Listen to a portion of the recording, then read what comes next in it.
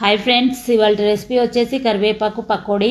దీన్ని ఈజీగా చేసుకోవచ్చు, టేస్టీగా ఉంటుంది. మనం దీన్ని ఇలా చేసుకొని తినడం వల్ల ఇందులో ఉండే న్యూట్రియంట్స్ మనకు అందుతాయి.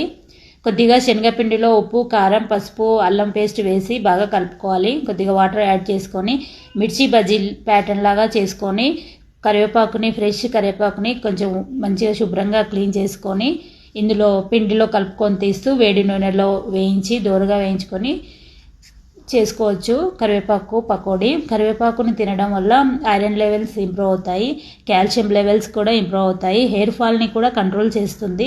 కరివేపాకులో ఉండే న్యూట్రియంట్స్ వలన హెయిర్ ఫాల్ కంట్రోల్ అవుతుంది. మన బాడీలో రెడ్ బ్లడ్ సెల్స్ని ఇంప్రూవ్ చేయడానికి కూడా, ఐరన్ లెవెల్స్ని ఇంప్రూవ్ చేయడానికి కూడా కరివేపాకు బాగా యూజ్ అవుతుంది. కరివేపాకు పొడి కూడా చేసుకోవచ్చు, కరివేపాకు రైస్ కూడా చేస్తారు. కరివేపాకు మంచి ఐరన్ ఫుడ్. కరివేపాకు రైస్ చేసి పిల్లలకు లంచ్ బాక్స్లో కూడా పెట్టవచ్చు. దీనివల్ల వాళ్ళకి హెల్దీ ఫుడ్ అందించినట్టు అవుతుంది. కరివేపాకు మన శరీరానికి న్యాచురల్ ఇమ్యూనిటీ పవర్ని ఇంప్రూవ్ చేస్తుంది. మనము మామూలుగా అయితే కూరల్లో ఇలా తీసి పడేస్తూ ఉంటాము. అలా కాకుండా మనము ఇలా చేసి కొంచెం వెరైటీగా చేసుకొని టేస్టీగా ఉంటుంది. దీనివల్ల తినడం వల్ల మనకు హెల్త్ బెనిఫిట్స్ కూడా ఉంటాయి. కరివేపాకుని ఇలా అప్పుడప్పుడు చేసుకొని తినొచ్చు, పిల్లలకు కూడా పెట్టవచ్చు, చాలా ఇష్టంగా తింటారు. సో మీరు కూడా ట్రై చేయండి. Okay, bye friends.